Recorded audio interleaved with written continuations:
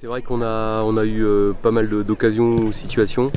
On a senti qu'on avait des difficultés à trouver certains automatismes dans le jeu, liés à cette coupure, liés aussi au fait que beaucoup de joueurs se découvrent. Il y a des garçons qui viennent d'arriver avec nous.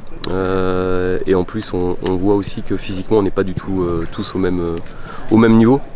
Voilà, ça nous a obligés à parfois avoir des creux dans notre match. Il faut que dans ces creux-là, on soit un peu plus maître de notre football et qu'on soit beaucoup plus juste dans la conservation du ballon.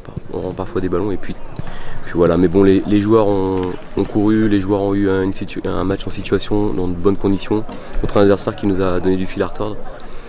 Voilà, on sait que c'est loin de ce qu'on va devoir faire en compétition pour exister dans le championnat national, mais on avait besoin de se remettre en route. C'est ce qu'on a fait ce soir. À partir de là, l'objectif est atteint. On a besoin d'entretenir cette culture de la victoire.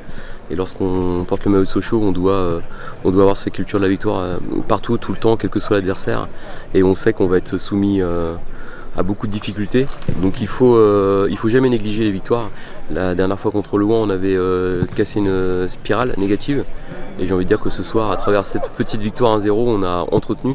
Maintenant tout ça, ça reste loin de ce qu'on va devoir faire la semaine prochaine, où on aura un adversaire qui va évidemment vouloir nous faire tomber. Ça va être ce que normalement on ne fait plus à ce moment-là. On va devoir aussi réajuster la préparation physique pour certains, donc on n'en est pas tous au même niveau. Il y a des gens qui vont faire des choses très basiques de début de prépa sur du volume. Il y en a d'autres qui vont affiner. Il va falloir que je trouve les bons ajustements de joueurs entre ceux qui arrivent, ceux qui sont en forme, ceux qui peuvent jouer un bout de match, ceux qui ne peuvent pas du tout jouer. On a aussi Malcolm qui est suspendu. Donc tout ça fait que j'ai beaucoup de travail cette semaine avec mon staff pour réfléchir. Voilà, on va déjà débriefer ce match-là, regarder les données GPS, regarder aussi la vidéo, ce qui peut être amélioré. Mais on est conscient qu'on a évidemment un gros challenge devant nous et que ça va être délicat pour nous d'exister dans les premières semaines en national. Le soulagement est là parce qu'on parle de survie d'un club et hier on en était à se dire au moins le club est en vie, et même si c'est un national, ça a été accueilli quasiment comme une accession, une double accession, parce que de N3 on est repassé en national. Voilà, on va avoir un gros challenge devant nous, c'est de valider cette double accession. Voilà, je crois que c'est le leitmotiv qu'il faut qu'on se mette tous en tête.